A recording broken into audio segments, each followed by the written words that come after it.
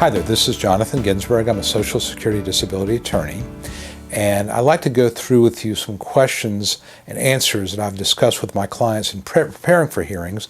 These are kind of rapid-fire questions, so I'm going to just kind of jump into it. But these are some tips I would say that you should know as you're preparing for your hearing. Number one, what do you wear to your hearing? Good question, because again, that's a very practical thing to know.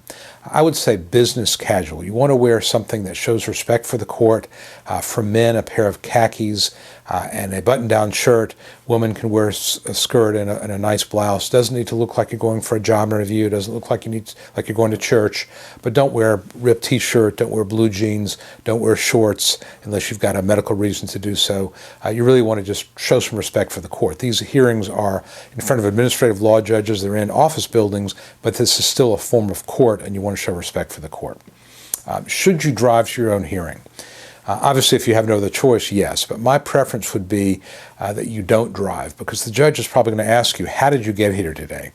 And I think it's better to say, well, Your Honor, even though I do drive sometimes, I didn't drive today because I don't drive well in traffic, or my back hurts if I've got to drive more than 20 minutes, and it's more than 20 minutes from where I live, or I get anxiety attacks with traffic, whatever the case may be.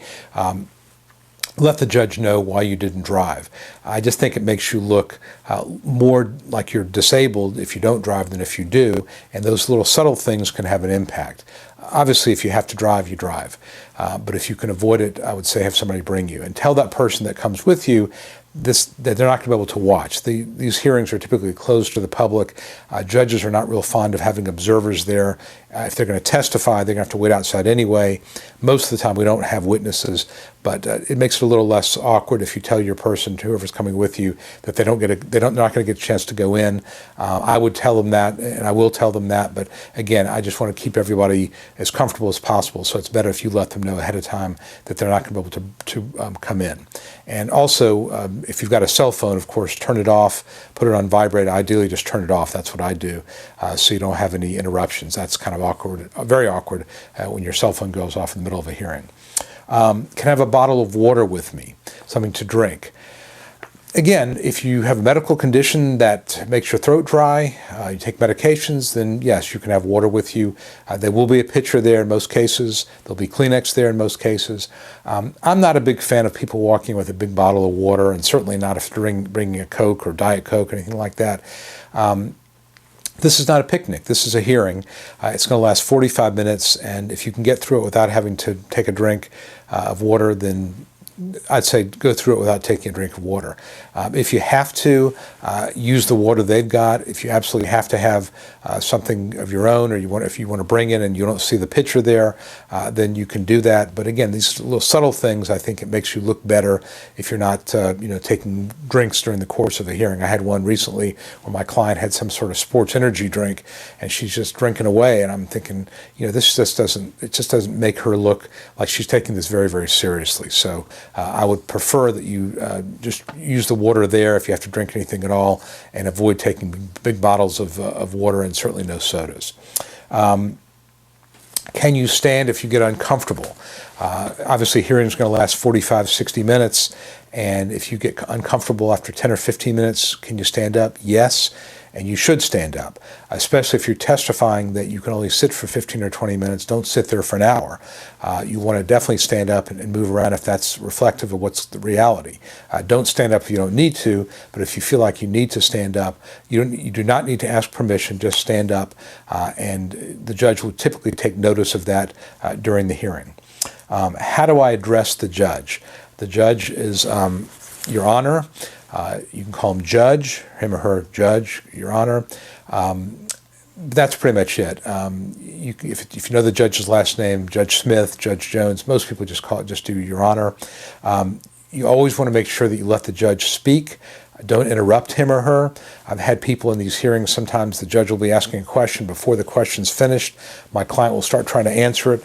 You don't want to do that. You let the judge finish his or her question and answer it after you've made sure you fully understand it. Make sure that if it's a yes or no question that you say yes or no. Don't nod your head. Most judges will tell you this before the hearing, but what you do not want to do is be in a situation where you're saying, yeah. That's not good, because these hearings are recorded and nobody can tell what you meant by that. So many times if you do that, I'll actually jump in and say, please say yes or no. That makes the record a little more clear. But if you do that, that makes the judge appreciate the fact that you're trying to help him better understand the issues. If there's something you need to show the judge, a scar, redness, swelling, something, a cut that won't heal, a surgical incision, rather than say, here, judge, take a look at my foot, and pull your foot up in front of him, take a picture. Your attorney can take a picture in a pre-hearing conference and make sure that that picture gets entered into evidence. That's much better than trying to show the judge, your swollen leg or your swollen thigh. Obviously, if there's, private parts, you're not going to show that at a hearing. But again, you can take pictures and deal with that ahead of time. Those are the sort of things, again, that make the record more complete and that judges appreciate that you've given some thought to.